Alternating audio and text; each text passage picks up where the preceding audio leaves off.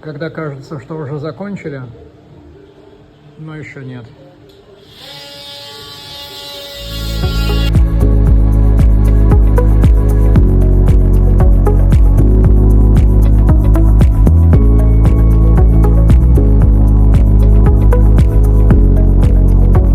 И вот еще эта столешница, и та, которая сзади нас на ресепшене.